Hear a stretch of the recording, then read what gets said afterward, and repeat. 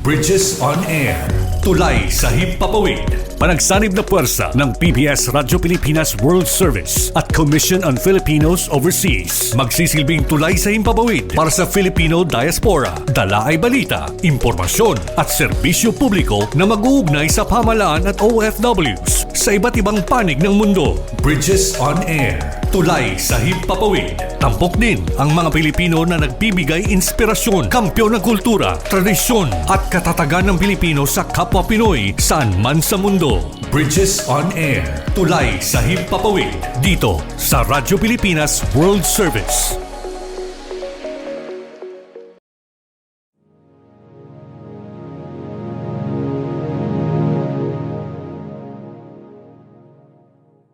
Ang Komisyon on Filipinos Overseas o CFO ay kinagagalak na itanghal ang Bridges on Air kaakibat ang Radyo Pilipinas World Service. Para sa inyong kaalaman, ang CFO ay ang ahensya ng gobyerno na naatasang siguraduhin ang mga Pilipino saan man sa mundo ay may kaugnayan sa bansang Pilipinas. Nais ng CFO ng ating mga migrante ay kasama natin sa pambansang pag-unlad. Hangad ng CFO ang isang komunidad ng mga kagalang-galang at mahuhusay na Pilipino sa ibayong dagat na makabuluhang nag-aambag sa kapakanan ng bansang kanilang titirahan habang nanatili na matibay ang ugnayang pampolitika, pangkabuhayan at pangkultural sa Pilipinas. Kaya naman po ay nais namin ipakilala ang Bridges on Air, ang programang magbibigay ng boses sa mga Pilipino sa iba't ibang sulok ng mundo upang ibahagi ang kanilang kwento, tagumpay at mga pangarap bilang migrante. Nagpapasalamat po kami sa tulong ng Radyo Pilipinas World Service upang mabigyan ng pagkakataon ating mga kababayan sa ibayong dagat na maging kabalikat natin sa mga usapin at talakayan patungkol sa pabansang kaunlaran. Maraming salamat po. Mabuhay ang migranteng Pilipino. Mabuhay ang bagong Pilipinas.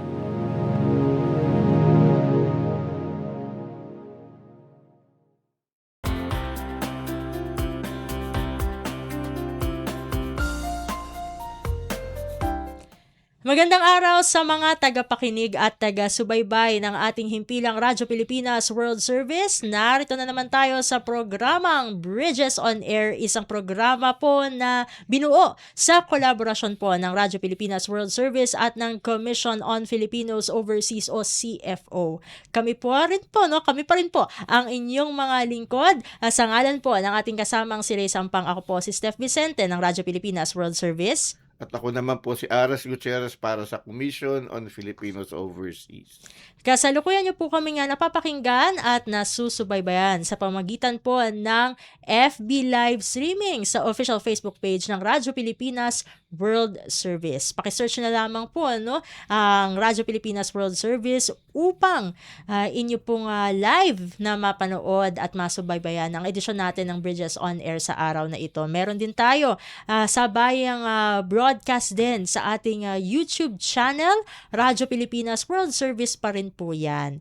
At hindi natin pwedeng kalimutan kasi itong ating programang Bridges on Air ay napapanood din sa official Facebook page ng Commission on Filipinos Overseas. So marami tayong platform sa SOCMED. Meron din naman tayo na Evox PBS receiver app para sa ating audio live streaming, para po yan sa mga on the go pero meron pa rin sagap through data o Wi-Fi dun sa mga hindi talaga makakapanood directly pero gusto pa rin tayo pakinggan. Yan ang application na para sa inyo. So paano ba ito ma-access? Unang-una ay paki-download at install nyo po itong Evox PBS receiver app sa pamagitan ng Google Play Store para sa mga gumagamit ng Android phones at App Store naman po para sa mga iPhone users. Syempre hindi naman pwedeng nakatenga ang ating mobile application. Gamitin nyo po yan. Pagbukas nyo, hanapin nyo po ang logo ng Radyo Pilipinas World Service na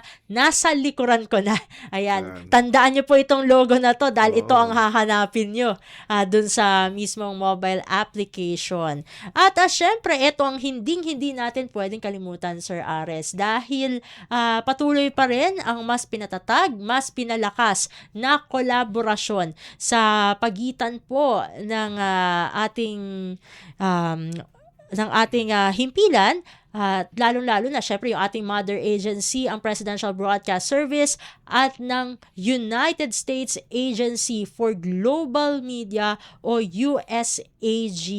Yan po ay para sa ating shortwave radio na nagbalik po, no, kasi kung ating matatandaan, noong March 2025 ay nawala tayo sa shortwave radio at bumalik tayo, fortunately, no, para mas papalawak pa po ang ating reach, lalong-lalo na sa mga kababayan natin na maaaring walang internet pero meron silang shortwave radio na receiver, ay pwedeng-pwede nyo po kami nga mapakinggan. Ang Bridges on Air ay ine-ere po, no, sa pamagitan ng facilities ng Voice of America. Every po yan, sumasakto ng Lunes ng madaling araw within 1:30 a.m. to 4:30 a.m. Philippine Standard Time po, no? Para hindi tayo magkalituhan sa oras, i-convert nyo na lamang po sa oras kung nasan kayo para saktong-sakto nyo pong mapakinggan, masubaybayan itong Bridges on Air. Pero syempre, hindi naman po masusubaybayan sa shortwave, no? Kung hindi natin i-announce yung mga shortwave frequencies natin. Ito ang tatlong shortwave frequencies natin, no?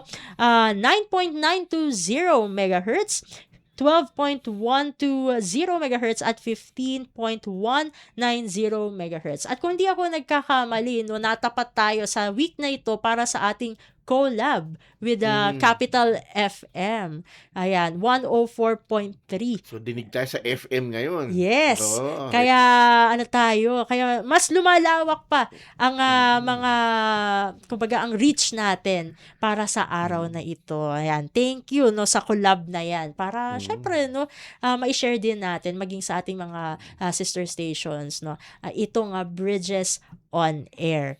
So, Sir Ares, ayan, ay ito yung mga natin, no? Ano ba yung mga aabangan Yung mga programa sa CFO. Alam mo, sabi nga namin dun sa isang program natin sa serbisyong CFO, laging busy ang Commission on Filipinos Overseas dahil ang daming, kumbaga, yung mga pinirmahan dati na mga Memorandum of Agreements, Memorandum of Understanding, namumunga lahat, halos sabay-sabay. Kaya yung mga staff din ng CFO, magugulat ka na lang, may isang team, parang lumipad ang aming team, pumunta ng Ilocos, may pumunta ng Cagayan de Oro, may, kumbaga, all over the place. Nandun ang CFO ngayon dahil, yun nga, ini-implement na yung mga napirmahang mga agreements, mga partnerships, tulad ng partnership natin dito sa World Service. Isa lamang ito. Isa lamang to sa maraming. At napakarami talaga. Parang lagi ko nga nakikita pagka binibisita ko yung FB page ng CFO, lagi akong makita ng MOA signing. Oo, puro MOA signing at marami talagang ganap sa totoo lang, lalo na, 'di ba, mga halos kalahating taon ina-announce yung PAFIU Award, no? Ayun. Yung Presidential Award for Filipino Individuals and Organizations Overseas. Ngayon binubuo yung mga entries. Ngayon ini-evaluate. Ito yung mga panahon na ini-evaluate at ang dami nun. Record-breaking yata. Oo. No? Pinakamaraming nag-apply for the award. Which means na talagang mas pinalakas, mas pinalawak talaga yung Actually, reach. No? malaki ang naging papel ng Radyo Pilipinas World Service dyan dahil isipin mo every week talagang nabobroadcast yung call for entry sa awards. Yes. At dito din, no, sa mga past episodes natin sa Bridges on Air ay mga PAFIO awardees din. Oo, No, yung mga na-feature natin, mga dating awardees. Kaya siguro yung mga nakakapakinig, nakakapanood sa atin ay mas nai-inspire na mag-nominate ng kanilang mga kababayan, no, at kung saan man sila nga panig ng mundo. And hopefully, no, ay malaman na natin na very soon itong mga nagwagi, kasi iba-ibang category yan.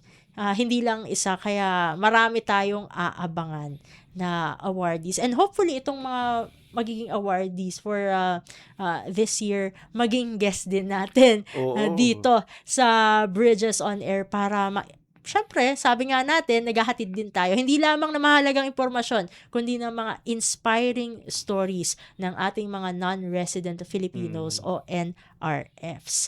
At speaking of NRFs, no, syempre, ito, mga mahalagang balita, serbisyo na hatid ng CFO na inihahatid lagi, no, weekly Oo. ng ating mga CFO community correspondents. At sa episode na ito ay merong magbabalik para Oo. maghatid sa atin ng balita. Ayan. So, welcome back ang ating sasabihin. Welcome back kay Sir John Nichols G. Ruelos, ang Senior Immigrant Services Officer mula sa Migrant Integration and Education Division o MIED ng CFO. Sir John Nichols, welcome muli sa Bridges on Air. So, bibigay na natin sa Salamat kanya po. ang pagkakataon. Ano ba ang mga mahalagang balita ngayon na mula sa Commission on Filipinos Overseas? Go ahead po. Ay, magandang tanghali po sa ating mga tagapakinig. Magandang araw po. Kami po dito sa MIED po ngayon ay patuloy pa rin naman po ang pagbibigay namin ng serbisyo dun sa mga rehistrante natin na permanente na pong maninirahan abroad. So halo-halo po ito, no, yung mga pinitisyon ng mga kapamilya nila, na petisyon dahil sa kanilang specific na skill kaya sila nabigyan ng immigrant visa. At syempre yung mga may asawa, fiancé or partner po na foreigner. And then tuloy-tuloy pa rin po ang pagsaserbisyo din natin syempre sa advokasya ng ating ahensya, lalo na dun sa human trafficking po, no? Siguro isa sa mga magiging activity po natin sa susunod na mga araw yung tinatawag nating Human Hindi Laruan webinar series. So ito pong series po kasi na to, pinag-uusapan po dito yung mga iba-ibang schema ng trafficking po. Ayan, tsaka yung mga iba pang impormasyon na makakatulong para maproteksyonan yung mga kababayan natin. So yung susunod po na webinar sa July 28 po ay magfo-focus sa topic po ng human trafficking in armed conflict po. So ito po yung pagta-traffic ng mga tao or kumbaga pagre-recruit ng mga tao para sila ay gamitin sa mga giyera ng ibang bansa po. So yun, kadalasan po dito kasi minsan ang mga pangako sa kanila ay mga trabaho na hindi na malayo naman sa mga gulo or mga trabaho na hindi naman sila magiging involved. Pero nagugulat na lang sila na doon na sila sa frontline po dinadala. Ayan, doon na lang po nalalaman. Well, No? i-contextualize lang natin yung discussion, no? Kaya natin binibigyan ng emphasis ngayon yung mga ganyang bagay, no? Yung human trafficking. Dahil ngayon ay tinatawag din yung NATAM. Ano Ayan. yung NATAM? Ayun po. Yung NATAM po ay yung ang ating National Anti-Trafficking Awareness Month. So lahat po ng mga ahensya ng gobyerno, lalo na po yung ahensya ng gobyerno po natin na miyembro ng Interagency Council Against Trafficking. Tayo po ay nag-oobserba netong buwan po na ito. Yan, nagbibigay tayo ng mga impormasyon, marami tayong activities, no? Yung mga iba-ibang ahensya na nagbibigay ng impormasyon tungkol sa human trafficking, ayan, illegal recruitment, online sexual exploitation of abuse and exploitation of children, ayan. So yung mga yan po, so mapapansin nyo po yung mga kasama natin na mga ahensya sa Interagency Council Against Trafficking or IACAT. Marami silang activity at binibigay mga serbisyo ngayon para sa mga publiko po, mga publiko or mga ano po natin, kababayan natin. Ano ang papel ng CFO sa IACAT? Ayan po. Ang CFO, bukod sa tayo po ay miyembro ng Interagency Council Against Trafficking, tayo din po yung chair ng tinatawag na IACAT Advocom or Interagency Council Against Trafficking Advocacy and Communications Committee. So tayo po yung chair ng komite kung saan tumutulong para mas mapalaganap pa yung information campaign tungkol sa advokasya ng human trafficking. Tayo po ay nag-provide ng mga materyales na magagamit ng mga lokal or iba pang ahensya na para sa pagbibigay kaalaman tungkol sa human trafficking po. And isa din tayo sa nagiging focal person po na nagmamanage ng 1343 action line against human trafficking po. So tayo ay nagmo-monitor, nagpapalaganap ng impormasyon tungkol dito sa hotline po na to. So yun po ang ating role sa Ayakat po. Siguro ito isa sa mga katanungan, no, natin na para kay Sir John Nichols. Maaari niyo po bang, kumbaga sa inyo pong karanasan, no, diyan sa CFO, ay ano-ano po nga uri ng human trafficking cases yung karaniwan po na naire-report sa pamagitan po ng 1343 hotline at paano po ito naia-address? Ayan po. Salamat po, Ms. Steph. Kadalasan po, marami tayong mga reports ng iba-iba actually. Labor trafficking, sex trafficking, minsan international, minsan local po. Tulad nung neto mga nakaraan, marami tayong mga report na sila po ay nire-recruit dun sa mga tinatawag na Golden Triangle, sa mga scam hub. Ayan, para doon sila magtrabaho. And then minsan may mga report din tayo natatanggap na may mga may mga tawag dito, mga negosyo or businesses na nag-o-offer ng mga hindi tamang serbisyo or mga nag-exploit sexually na mga tao. So ito yung example din ng local na cases po. And then isa na rin po sa mga cases din po na nare-receive natin ay yun nga po, yung pagre-recruit ng mga kababayan natin para doon sa mga armed conflict or yung makisama dun sa gera ng ibang bansa po. Mercenaries. Mercenary, opo. Yun nga, yung nabanggit mo na yun kanina, no? Yung kakaiba yung last case na sinabi mo na meron palang nagre-recruit dito sa Pilipinas. Pero actually, di ba, ang estilo nila ay hindi kanila sasabihan na dadalhin ka pala, gagawin kang mercenary o gagawin kang sundalo doon sa pupuntahan mo. Iba yung pinapangako sa yung trabaho. Ganun ba yung na-monitor ninyong case? Tama po, Sir Ares. Actually, yun nga po, madalas sa mga pangako sa kanilang mga trabaho ay yung mga trabahong sasabihin malayo. Mga tagaluto lang sila, taga-construction, yung mga ganyan po ang sasabi nila. Then, eventually, nalalaman na lang nila na dahil pagdating nila doon, binibigyan na lang sila ng baril, pinapatraining sila, yung tipong talagang sinasabak po sila sa gera po kahit hindi nila gusto. Yung mga ganong cases po, ay paano ba natin na sila direkta po na yung naaasistehan itong mga nabibiktima ng ganong klaseng na ganitong klase ng human trafficking, no? Kasi medyo complicated dahil itong trabaho mapakinggan lang yung word na mercenaries, parang illegal. Oo. Illegal talaga kung tutuusin. Paano ba ito ina-address kahit may mga complications ito, Sir John Nichols? Ayan. Actually po, Ms. Steph, talagang isang sa nakakatulong para matulungan natin to mga kababayan natin na to is yung interagency, ano po talaga, yung pagtutulungan ng interagency support. So tulad po niyan, dahil minsan yung mga biktima po, ang nagre-report yung pamilya nila, so to contact their family, nagkakaroon sila ng challenges. So tayo po nakikipag-usap sa DFA since sila po yung madalas may mga communication sa mga foreign counterpart natin or foreign posts. Ayan. So sila po yung nagpro-provide ng information sa status, kalagayan, whereabouts. Ayan. Minsan sila din po madalas ang nakakatulong sa whereabouts ng ating mga kababayan po. So sila yung nakakatulong mahanap nasa na po ba yung mga kamag-anak nito, mga pamilya na ito. And then, madalas din po nagpro-provide tayo or tinutulungan natin sila mabigyan ng legal assistance by referring them para makapag-file ng mga kaso, makapag-proseso ng mga benepisyo. Yan, ina-assistihan po natin sila na talagang hinahatid natin sila dun sa ahensya kung saan po magpa-file ng kaso. Ayan, para hindi rin po sila masyadong mahirapan.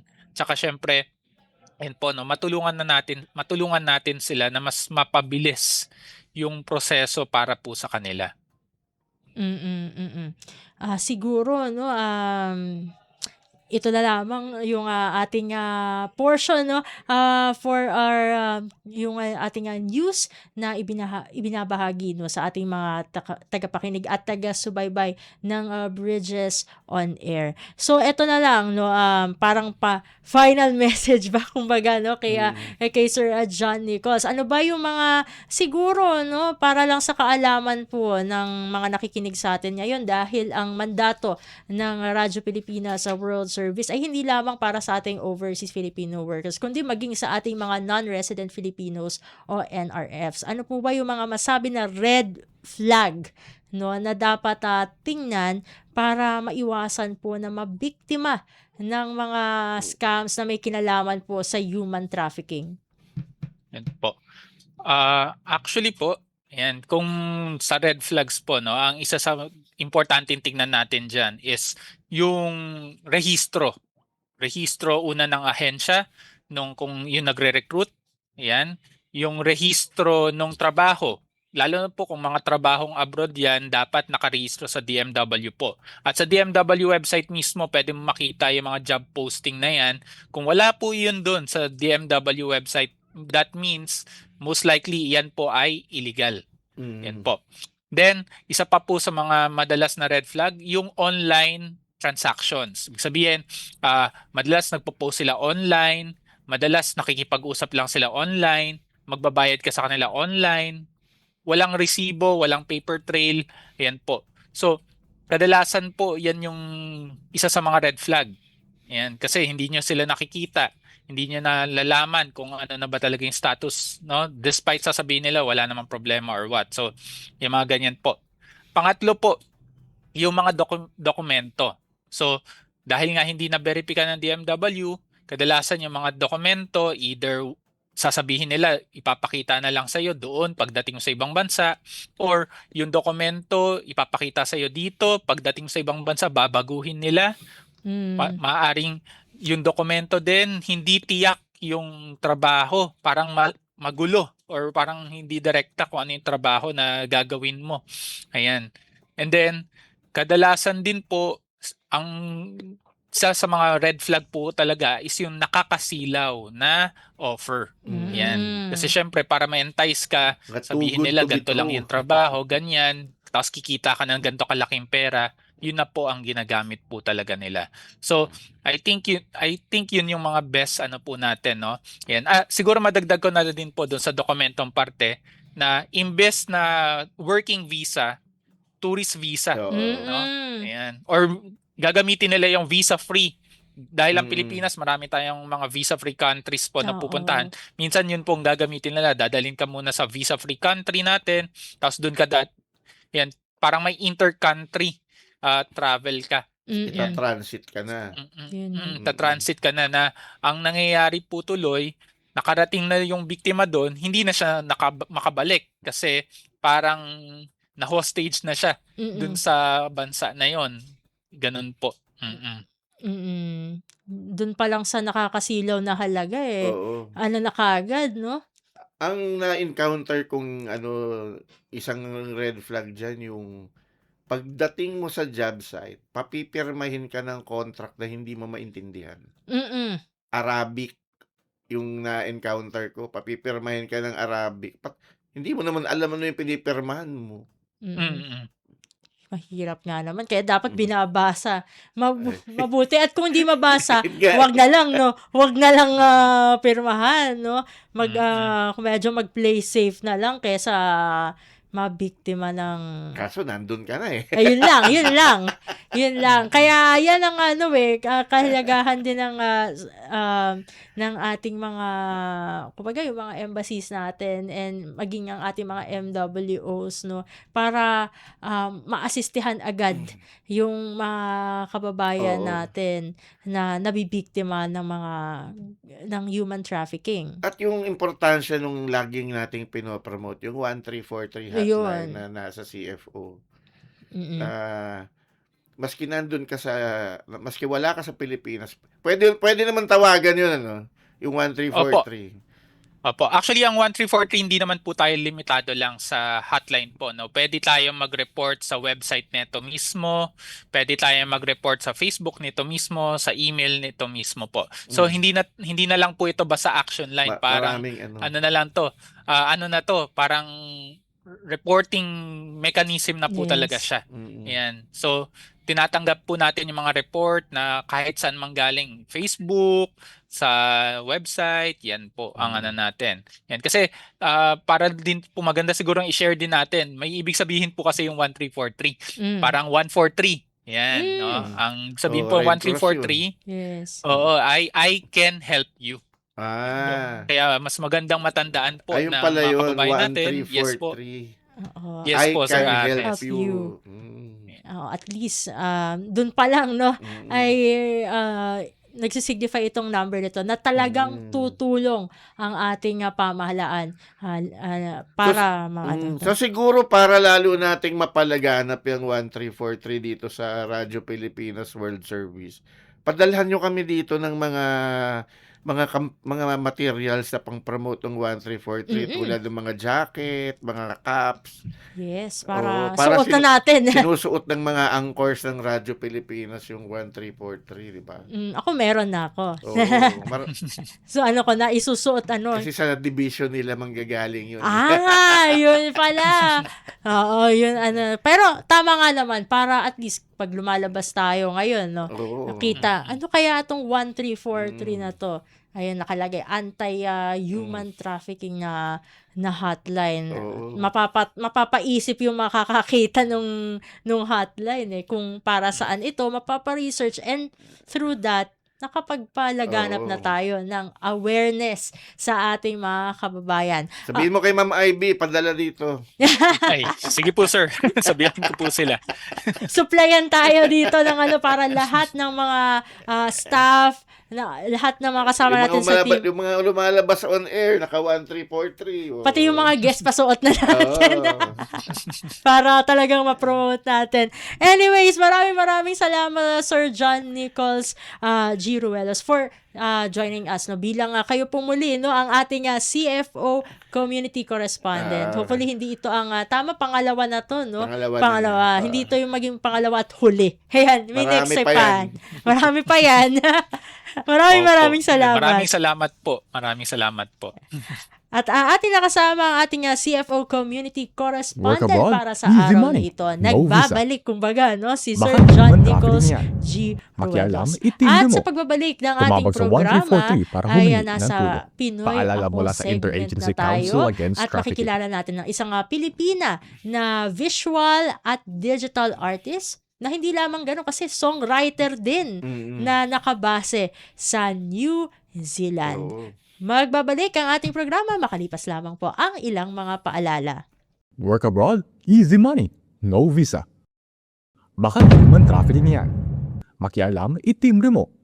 Tumawag sa 1343 para humingi ng tulong. Paalala mula sa Interagency Council Against Trafficking. Pinoy Ako! Tampok ang natatanging kaling at dedikasyon ng Pinoy na nagbigay karangalan sa inang bayan at nagsilbing inspirasyon at modelo sa kapwa Pinoy saan man sa mundo. Pinoy Ako!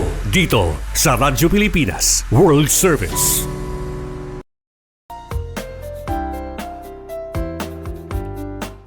At nagbabalik tayo ngayon sa programang Bridges on Air para sa ating Pinoy Ako segment. Kami pa rin po ang inyong mga lingkod, Steph Vicente po ng Radyo Pilipinas World Service at Ares Gutierrez po para sa Commission on Filipinos Overseas. tulad ng ating nabanggit dun sa ating introduction kanina sa edisyong ito ng Bridges on Air ay makakasama natin ang isang visual and digital artist. Bali, Pilipino po ito na nakabase ngayon sa New Zealand. Walang iba kundi si Miss Charmaine P. Bastian. Miss Charmaine, welcome po sa programang Bridges on Air.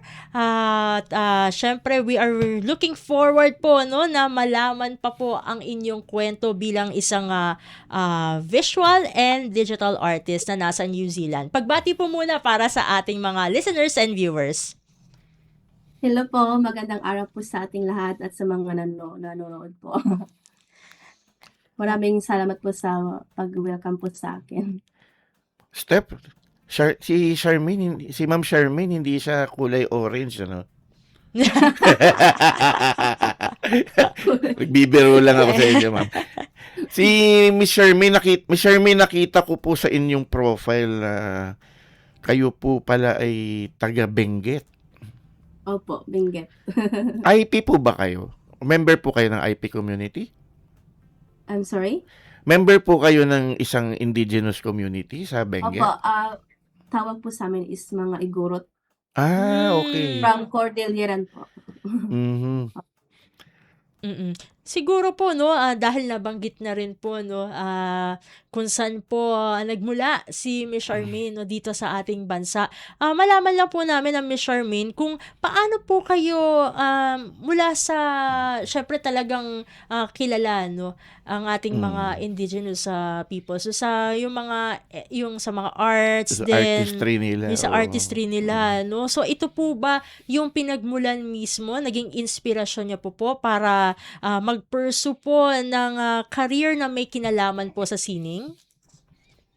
Actually po, sa family po namin, talagang artist po yung side ng father ko, and opo, sa Benguet po talaga is marami pong magagaling na mga Mm. artist. So, doon din po ako na-motivate to pursue din yung arts ko. Yan pong Yun po. mga painting sa likuran nyo, yan po ba kayo ang may gawa niyan? Opo, wala kasi akong paglagyan. Kaya dito po kasi ako nagpe-paint. Pwede nyo rin ipadala dito sa amin yan kung wala kayong paglalagay. Dito na lang natin ilalagay. Pero Miss Charmaine, no, kasi nabanggit nyo na bukod dun sa yung inyo pong roots, no, dyan sa Benguet, at nabanggit nyo rin po na yung family nyo ay family of artists. So ano po nga motivation ang binigay po ng inyong family sa inyo na dapat po ba per generation may artist, o talaga po kusang dinala na lang po kayo dyan sa karera po ng sining? To be honest po, para po sa akin is talagang I think this is the gift of God po. Kasi hindi po ako nag-aral. And yung father ko po yung nag-start na-observe, na-discover po yung yung talent ko sa pagdodrawing. So, bumili po siya ng mga illustrations para doon po ako mag-drawing hanggang sa na-mold po yung pagiging artist ko po. Ilang taon po kayo nung napansin ng father ninyo na mayroon kayong talent sa pag-drawing? I recall it, I think 7 years old. I'm 7 years old. Ano po yung mga dinodrawing nyo nung mga panahon na yun, nung 7 years old kayo? Yung pusa ko po, pero namatay na siya. yung pusa ko po, lagi ko po siyang dinodrawing pag natutulog. Tapos yung mga magazine po, yung mga animals. Animals talagang parang Opo, kinokopya ko. And then nag-start akong mag-paint about sa mga portraits, ganito, mga faces I think nung college ako. Matanong ko lamang po, Miss Charmaine, mula doon sa pag-uumpisa niyo po bilang isang artist and siguro until ngayon, ano po ba yung mga karaniwang tema po ng inyong mga obra maestra? Para sa akin po is nakafocus po ako sa mga emotions, sa history ng tao. Doon ko po ina-express yung mga feelings ko po. Pero ngayon, ma'am, na kayo ay nasa ibang bansa, no? Nasa New Zealand kayo. Yun bang mga ginagawa ninyong mga artwork ay ano pa rin ba? Yung base pa rin ba sa kinalakhan nyo sa Cordillera? O nag-shift na kayo ng tema na yung mga nakikita nyo dyan sa New Zealand yung ginagawa ninyo? Hindi ko po inalis yung pagiging Cordilleran ko po. Ito po yung sample po. Artworks ko po. Ito po yung parang nagre-represent din po sa aming kultura. as a Filipino po. And then meron din po akong pinipaint na mga cultures dito sa New Zealand. Pero ngayon po kasi is nag-focus ako sa to lift up also the Filipino cultures po. Pero diyan po ma'am sa New Zealand, full-time po ba kayong artist o mayroon po kayong ibang ginagawa? Hindi po ako full-time, kumbaga freelance kasi meron din po akong ginagawa as a freelance graphic designer. Mm. Opo. Mm. And of course, nag-aalaga din ng family. Mm. Mm. At nakita ko po no na aside from being a visual digital artist, freelance graphic designer no, ay kayo po pala no ay maituturing po na isang songwriter. So saan naman po nagmula itong interest nyo sa songwriting? Dun pa rin po ba sa inyong culture sa Benguet?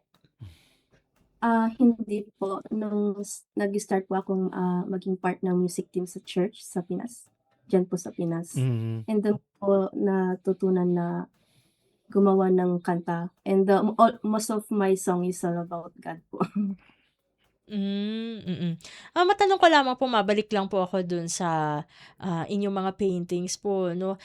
Ngayon na nandyan po kayo sa New Zealand, paano nyo po ito na napapakita itong mga obra maestra nyo po sa mga exhibits? Nagko-conduct po ba kayo ng exhibits para mas mapalagana pa po, no? Maging aware po, hindi lamang yung mga nationals dyan sa New Zealand, kundi maging yung mga kababayan din natin na naninirahan at nagtatrabaho po sa inyong host country, na makita po na meron tayong artist dito na nagsho-showcase po ng culture, no? Na mula dito sa Pilipinas, and also a little bit mula naman dyan sa New Zealand.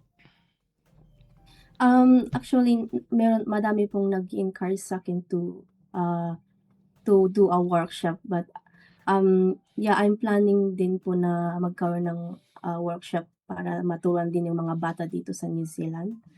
And also, naipapakita ko po yung artworks ko kasi madami pong events na gusto nila akong mag-display sa kanilang events. So, doon ko po naipapakita yung mga artworks ko, doon ko po na-showcase yung mga talents ko po. And yun po.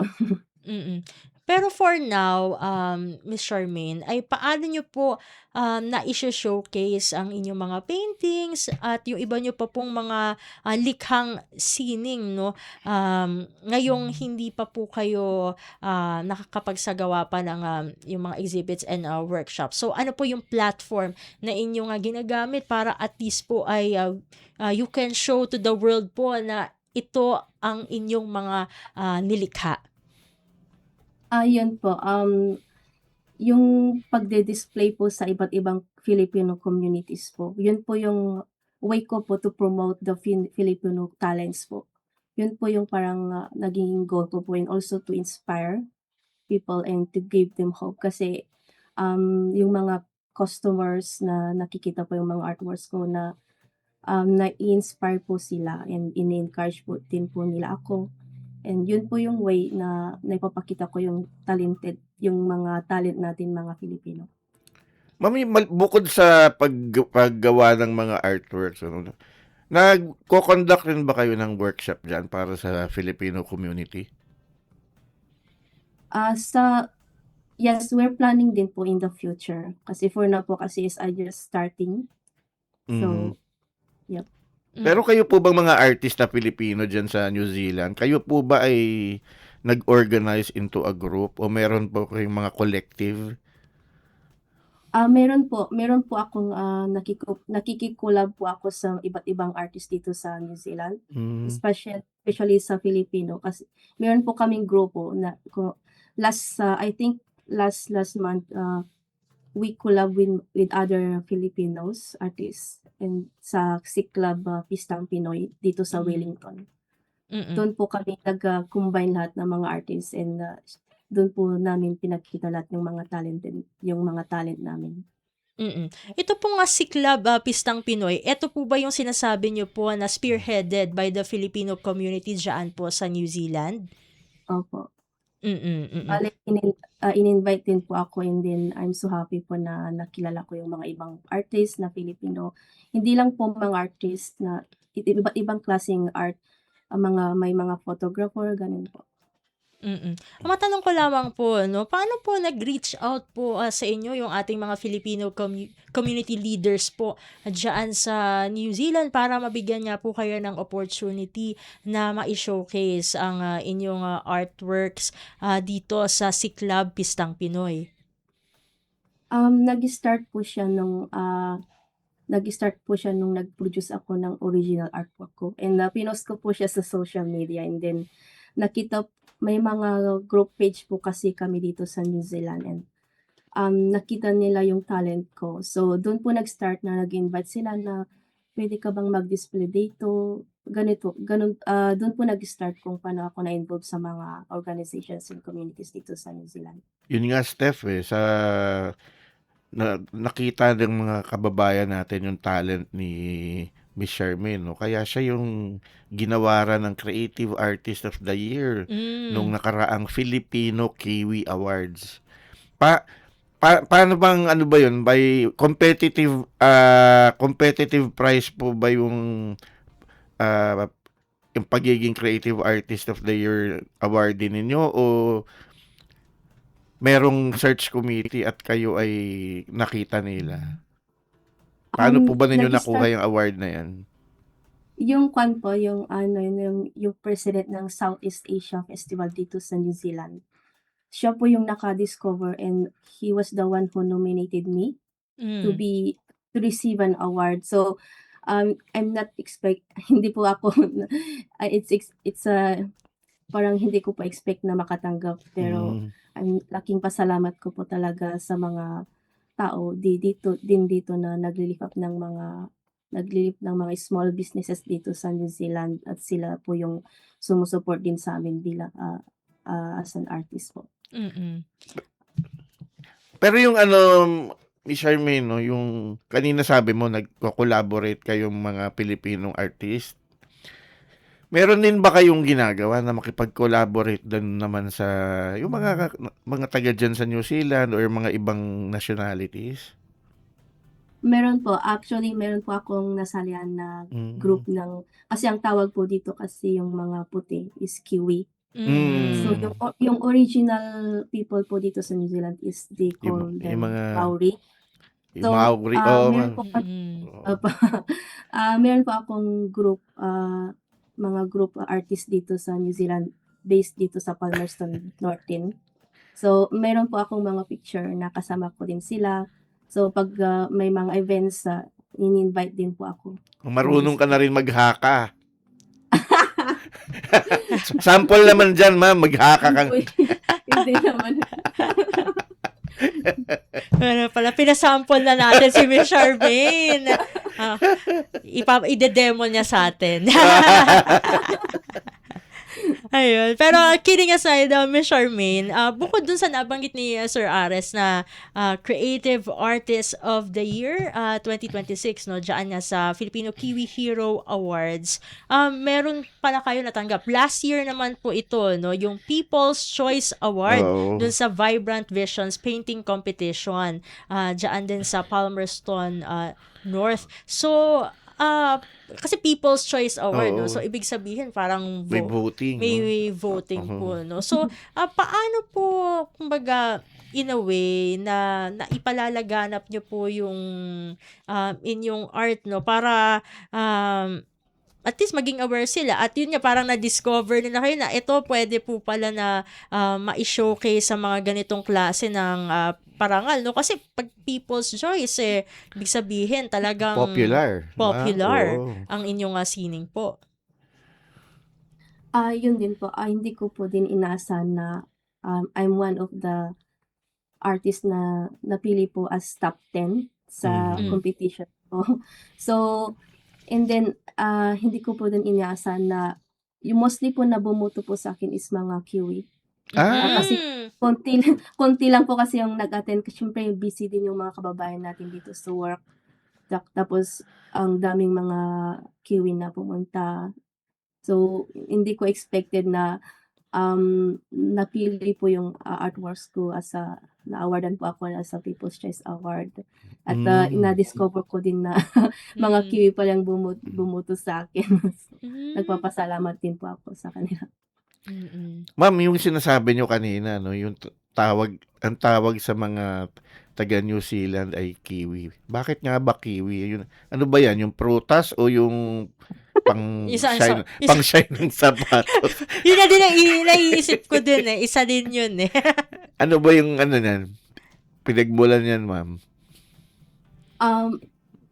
So, wala pa kasi akong alam masyado dito sa New Zealand. Yun po kasi yung alam kong sinasabi nila na kiwi. Oo Ang nga. pagkaalam ko talaga is from different countries dahil po sa war. Mm. Dyan nagpunta yung mga tao. Yan, dito po nagpunta. Pero yung original people po talaga dito is mga taga Gano'n na kayo katagal dyan sa New Zealand? I think magto 2 years na po pala. Bago lang. So, bago lang po. Bago lang po ako. Oo. So, kumusta po? Kaya wala pang masyadong. Since nabanggit niyo po yan, no, na magto 2 years, kumusta po yung unang pagtapak niyo po dyan sa New Zealand? Ano po yung mga, siguro, yung mga experiences, Oo, yung no, adjustment. yung mga adjustment. Oo. Kumusta po yung inyong adjustment period po, Miss Charmaine?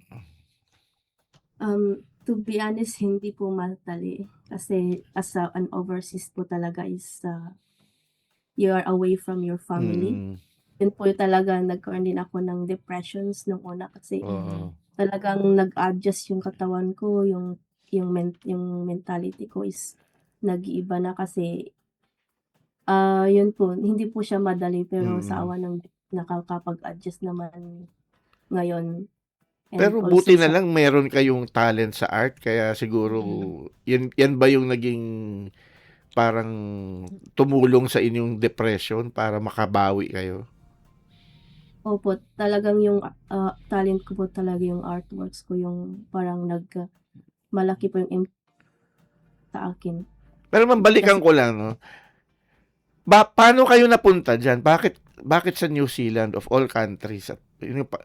Paano may kamag-anak ba kayo dyan? O paano ba? Paano naging choice mo dyan? First of all po kasi this is my dream place noon pa.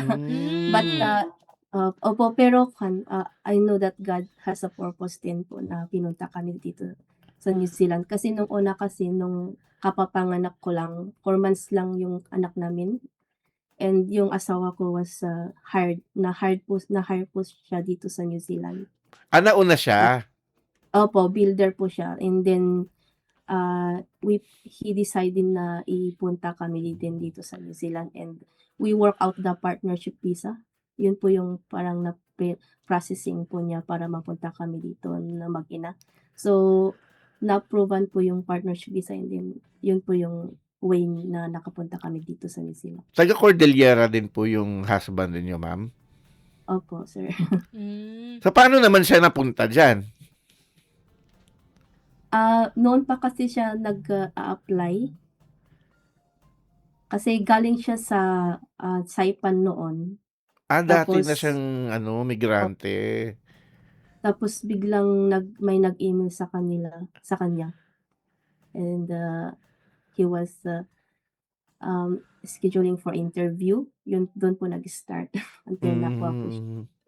Tapos dinala na niya kayo dyan. Opo, sir. So matagal na rin ang experience nyo dati ay dati kayo ang parang OFW family kayo before. Nandun, Hindi naiwan po. kayo sa Cordillera. Siya po yung OFW before. Naiwan po kayo sa Pilipinas. Magkahiwalay kayo. Opo, long distance. Ayun. At speaking of long distance po, no, ilang taon po no yung itinagal bago kayo nag-decide na, kumbaga, kayo, Miss Charmaine, nasundan ang inyong mister sa New Zealand? Gaano katagal itong long distance Oo. na ito? 1 year and a half siguro yun. Mabilis din. Mabilis din. Mabilis po siya.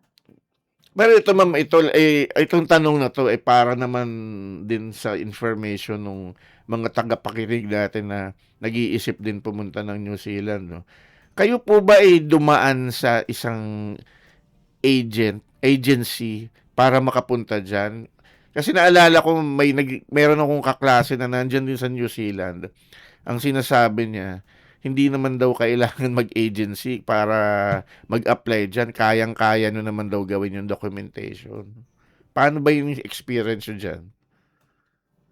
Sa iba po talaga is siguro kaya nila kasi may tinatawag kasi dito na DIY.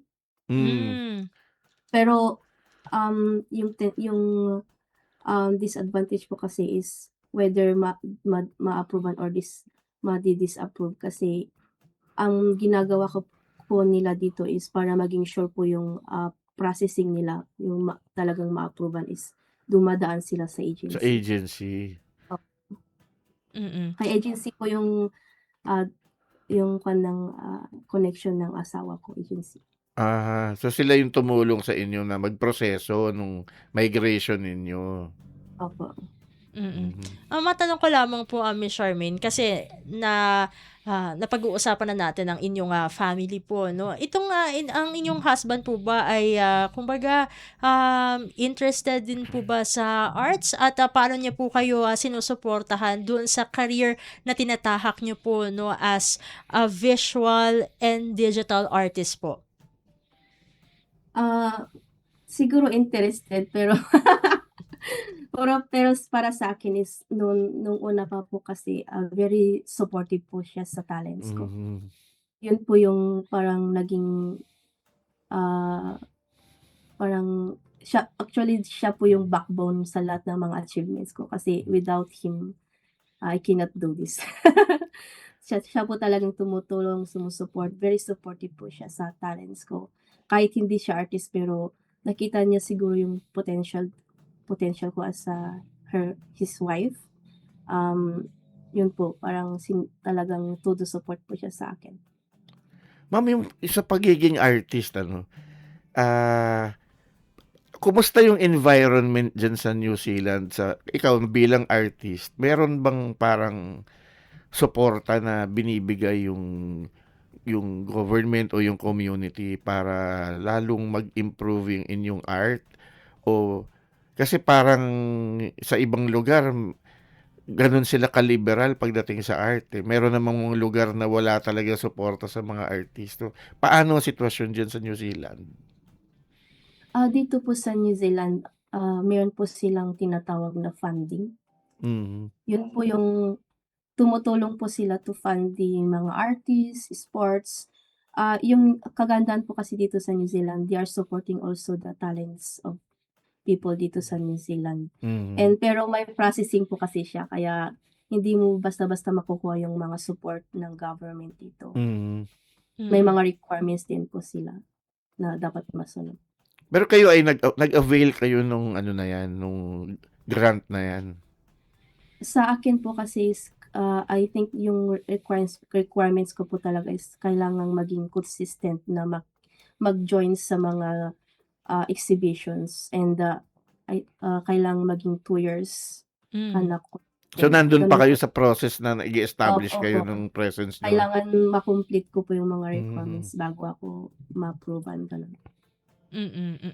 Matanong ko lamang po kasi nabanggit niyo yung sa government ng New Zealand. Pero bilang kayo po ay isang Pilipino na nandiyan po sa New Zealand ay bukod po sa ating Filipino community dahil nabanggit niyo nga po na sila yung naging tulay para kayo po ay makasama dito sa Siklab Pistang Pinoy. How about our embassy naman po diyan sa New Zealand? Paano po nila kayo na-assistehan, no? Syempre bukod dun sa adjustment period, no? Kasi syempre ang ating embassy nakaalalay naman talaga sila sa ating Filipino diaspora, no? Pero itong sa karera na inyong tinatahak ay paano po sila nakaka-contribute po, no, para kahit paano ay maging smooth sailing po, no, ang inyong buhay diyan sa New Zealand. Yung support po nila is through posting po talaga. Kasi hindi mo talaga ma-reach out yung mga, kumbaga especially yung mga art collectors Mm. or art lovers. Tinutulungan po akong i-share yung mga artworks ko. Yun po yung way nila to support me. And Mm. also for inviting me to go to their place, ganun po. So, yun po. Mm. Tama nga naman yun, no, Sir Ares. Kasi para mapalawak yung network. Kasi yun ang Oo. kailangan ni Miss Charmaine Oh, ngayon. exposure eh. Exposure. Opo. Pero sabi nyo nga, kailangan 2 years? Parang 2 years na parang constant presence sa mga exhibitions. Mm-mm. Parang ganun din naman sa Saka- ibang yung sa ibang mga grants na para makita nila yung commitment mo sa pagiging artist. So parang gusto nilang makita yung may portfolio ka bang nabuo. Mm. Tinitingnan din kasi Oo. nila yun, no? Pero bukod doon sa inyong mga painting nyo, kasi katulad nung nabanggit natin kanina ay songwriter Oo. si Miss Charmaine. So, yung songwriting po ninyo, no, ay paano nyo naman po ito ipinalalaganap po? Saan po nakakarating itong mga isinusulat nyo po na kanta? Nagsasabay po kasi yung art and music ko. Bale, pag ini-invite po kasi ako sa mga iba't ibang events, sasabihin nila, pwede ka bang kumanta ng ganito or i-render mo yung original song mo, ganun. Ganun po yung parang starting point ko po para ma-involve din sa mga communities na hindi lang about sa art. Sinishare ko din po yung yung mga So song. para pala kayong 2-in-1, no? Na pagka inimbita kayo, no? May artist ka na, may singer ka pa. Parang Parang naalala ko kanina kasi kanina pinasampulan niyo si Miss Charmaine. Parang talagang gusto na natin pasample. Yung ano ba yung mga title po ng mga kanta niya? parang may YouTube channel siya eh. Di ba Okay, may YouTube channel ka? Kanina naghanap ako kung meron nga eh. Nag-start pa lang ako kaya Oo, may nakita akong gumawa ka na doon ng may nag-recording ka na doon eh. parang first video lang. First video. Pero i-expect po ba natin na Dadami pa dadami yan. yung mga video na yan at malay natin baka isang recording company sa New Zealand. Magulat na lang kami, may makikita kami na ano nga ba yung mga talent show dyan? Bigla na lang may lalabas dyan, no? Si Charmaine from Benguet, no? Pwede. Tapos nakakulay orange siya na costume. Pero, yun nga, Miss Charmaine, paano, ito yung mga songs nyo po, na sabi nga po, ay, dito sa profile, I share stories of my faith, cultures, human stories, and experiences. And speaking of experiences po, paano po, kumbaga, syempre bukod sa culture na kinagisnan nyo po, itong mga nararanasan nyo po, tulad ng inyong paglipat, pag-migrate from the Philippines to New Zealand, paano po naman ito nai-integrate sa inyong mga likha, mapa-painting man o kanta? Yun po, yung artwork ko po and yung mga na-compose ko po na kanta is talagang naka-base din po siya sa experiences ko. Especially sa song ko din po na kasi yun nga yung nag-struggle ako noon, may mga experience ako na is yung depressions din po. So doon ko po binubuos yung feelings ko po kung paano ko na-overcome. And then sa artwork ko po is about sa experiences din po ng experiences ko din po na about din po sa mga nangyari po sa Pilipinas din po. So doon ko po binubuos yung lahat ng mga emotions and feelings ko po. Pero may binuksang importanteng bahagi ito si Miss Charmaine sa kinikwento niya, Steph, yung mental health ng mga migrants. Ay, oo. O, di ba? So, sabi niya na nagkaroon siya ng depression, buti na lang mayroon siyang hobby na nakatulong sa kanya para maibsan yung depression niya, siyempre, yung iba yung homesickness pag nandun ka sa abroad, lalo na kung matagal. No? So, Miss Charmaine, meron bang tumutulong sa inyo diyan para yun nga bigyan kayo ng psychosocial support o yung bigyan kayo ng advice o yung nakikinig sa inyo kung ano yung nararamdaman ninyo? Meron ba kayong ganyan na support system sa Filipino community diyan sa New Zealand?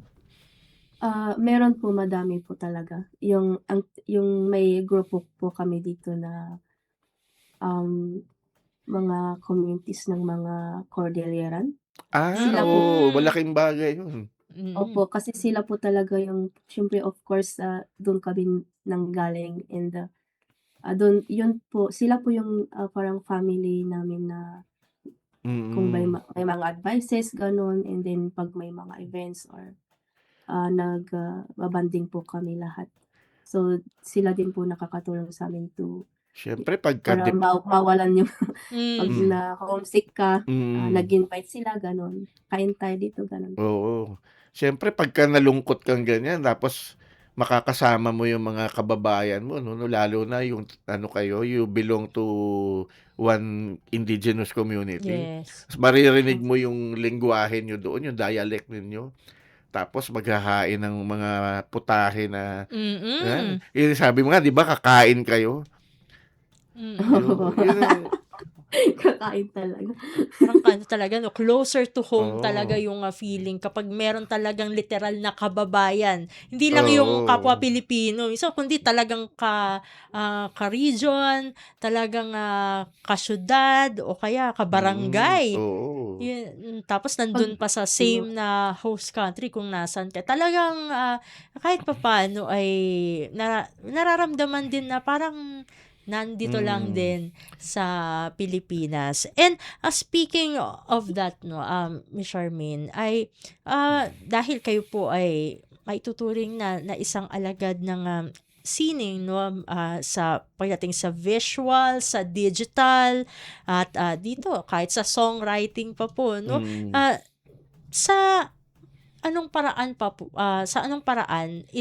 lahat ng ito, napalalakas 'no, sa inyong pananaw po 'no, napalalakas yung, koneksyon, sa pagitan ng mga overseas Filipinos na tulad po ninyo at, ng ating, inang bayan dito naman sa Pilipinas?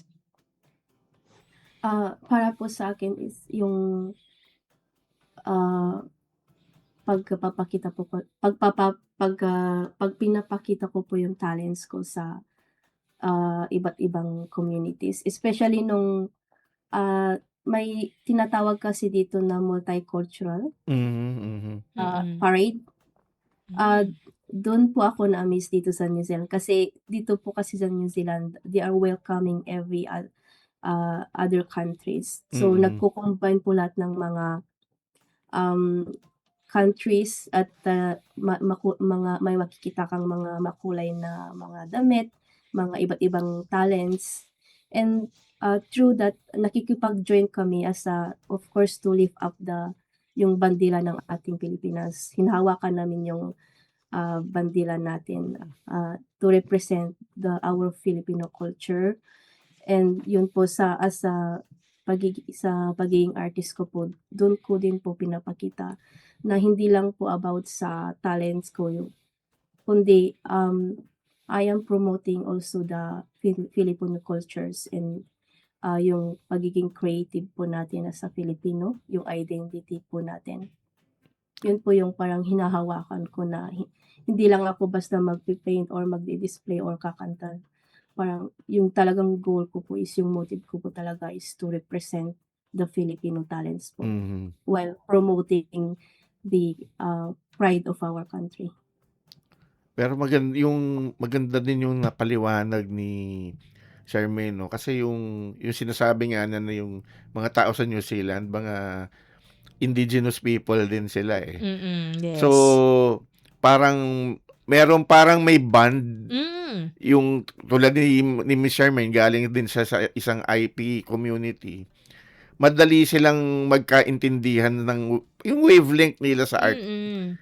halos nagtutugma. Kasi may common denominator Oo, ang mga mga nasa IP communities mga natin dito, native eh. sila, eh. Mm. Ah, ito po siguro no a few before we conclude no Mm. yung interview kay Miss Charmaine ay although ito napakagingan niyo na po doon sa previous question pero paano niyo po ma-encourage no ang mga Pilipino na nasa ibayong dagat in general para manatili po sila na engage in nation building at makapag-contribute pa rin po dito sa ating bansa, Pilipinas. Ini-encourage ko po lahat ng mga Pilipino na whatever we are po, na gamitin po natin lahat ng talents natin, yung experiences natin, and also to promote our cultures po. And also to support the Filipino cultures, Filipino communities and events and organizations po.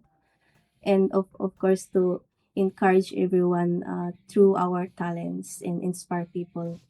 And yun po, while we are doing our talents, maliit man or malaki man yung niambag natin, the important is we are lifting up the flag of our Philippines. Yun po yung At bago ko makalimutan itong tanong kasi ito naglalaro din sa isip ko ito dahil although medyo maikli pa yung panahon na nananatili po kayo dyan sa New Zealand, curious lang po kami kung after a few years, plano niyo po bang buong pamilya as a whole family ay bumalik po dito sa Pilipinas at dito na po mag-settle, no? sa ngayon po is hindi po pa namin alam kung ano yung Too early pa. Too early pa. Kasi for now we are processing the residence for us. Kasi working visa pa lang kasi kami dito, and we are praying kung God's will is ma-residence kami dito. And wala po kaming parang plano na kung saan kami magfo-for good. But I love Philippines po talaga. Of I course, really of miss my course. Kumbaga parang ang puso naiwan I- dito. I left my heart in Cordillera. Yan, ganyan. Oo, mga ganyan ang Oo. mga pataglay natin, no? Mm. Ayun. Siguro no para matulungan din natin si Miss Charmaine na ma-promote yung kanyang art.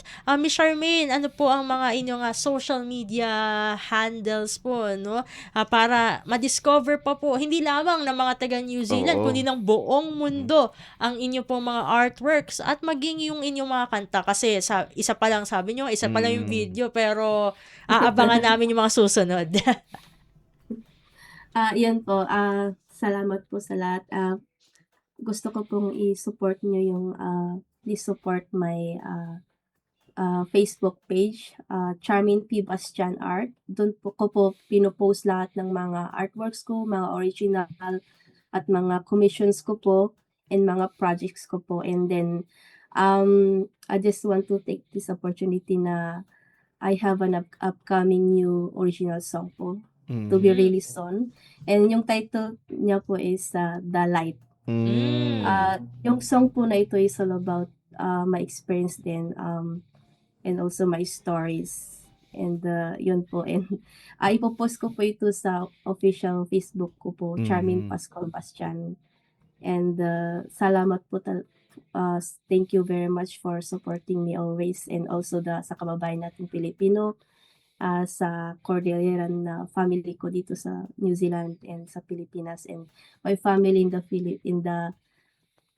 Canada, and salamat Filipino Commissions Overseas po for having me here po. Miss Charmaine, bago ka namin pakawalan, pwede ba na ninyong batiin ang inyong mga kapwa Cordilleran sa inyong dialect, sa inyong lengguwahe? Okay po. Hello, kumusta? Ilocano po kasi yung Sige po. Go ahead po.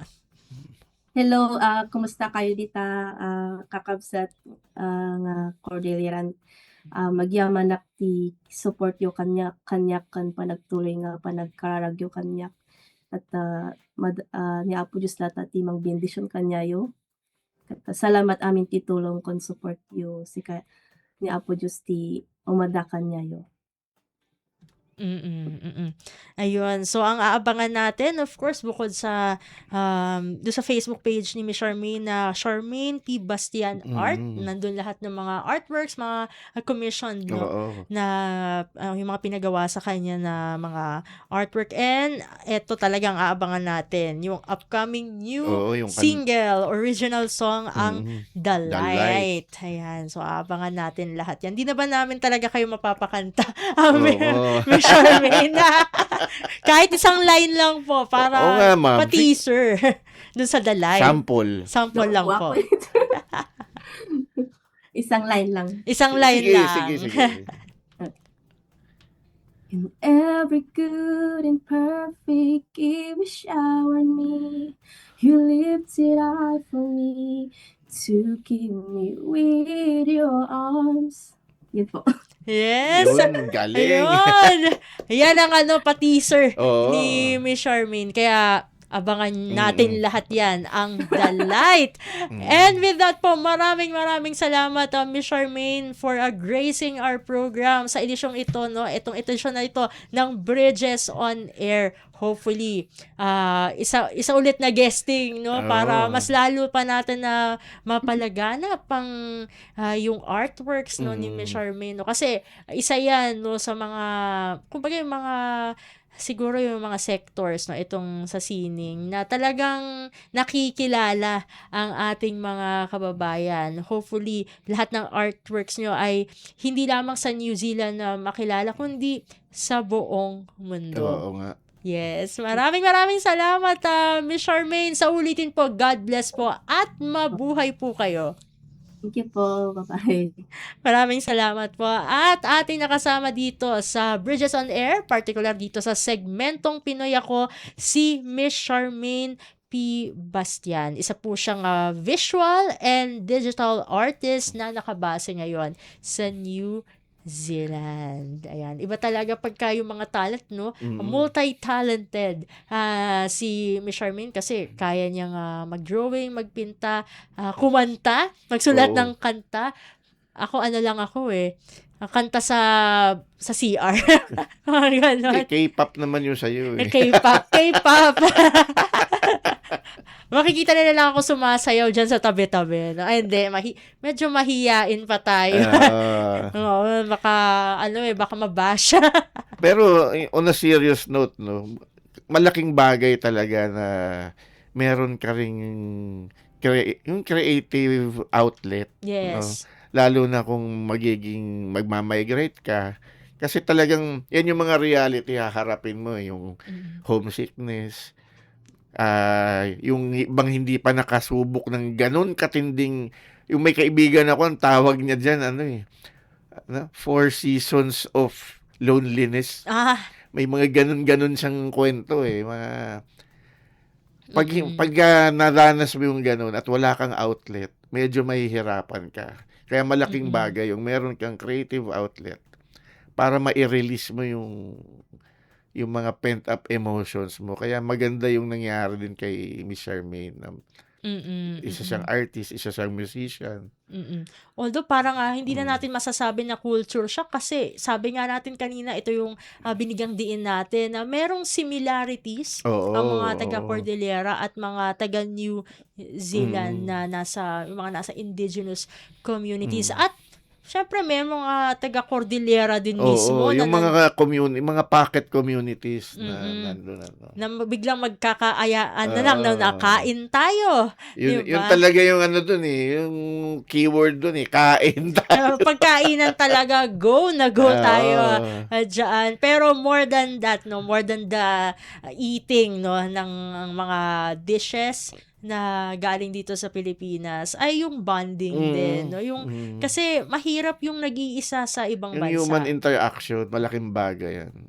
Kasi yun ang kumbaga magpapatatag, yun ang isa sa mga magiging rason para makasurvive sa isang bagong environment. Yung magkaroon ng kakilala, yung pwedeng makikumusta. Oo, kumbaga. tama. Oo, mahalaga yung in general naman yung pangangamusta, mahalaga yan, lalong-lalo na kapag usapan natin mental health. Talagang isiningit na. Talagang isisingit talaga natin yung mental health na yan dahil dito sa Radyo Pilipinas World Service, pag linggo, kayo yan ang topic ng inyong program. Yes. Diba? I-plug. I-plug natin yung program ng Warm Heart. Yes. Doon po, doon natin no, ipinapasok no, in general ang mga usaping pang mental health. And I think meron kaming previous episode na all of our OFWs, next time, i-focus naman natin yung ating mga NRFs. Oo. Para, syempre, different perspectives talaga eh. Kasi alam mo noon, hindi pinag-uusapan talaga yan. So, kanya-kanya kayong cope. Yes. Kasi may may stigma pa. Oo. Pero nung nagka-pandemic, parang nagising lahat na pag kasi syempre mayroong mga quarantine yan. Kasi lahat nakaranas ng isolation. Yes. So, dati, ang na-isolate lang, either nakulong ka or napunta ka sa ibang lugar. Tama. Nung pandemic, lahat tayo na-isolate. Kaya nga, bawal lumabas. Kaya, pa-Zoom. Diyan nauso talaga yung Zoom eh. Yung nung pandemic. Kaya dun nakakapagkwentuhan. At yun ang pinagmulan ng inyong program, diba? Yes, yun ang pinagmulan. Siyempre, shout out sa lumikha na si Ma'am Bea na ngayon ay nasa Batanes. At ngayon ay naghahanda dahil parating si Quiapo. Ayun. Diba? Yun Yung nga. bagyong Quiapo papunta sa lugar niya. Stay safe po sa inyo dyan. No? Kasi talagang sila yung madalas daanan talaga ng mga bagyo. So, sana ligtas. May mga kasamahan tayo dyan kasi meron tayong estasyon dyan. Ang Radyo Pilipinas Batanes. So, ayan. Baka masenyasan na tayo ng ating mga kasama.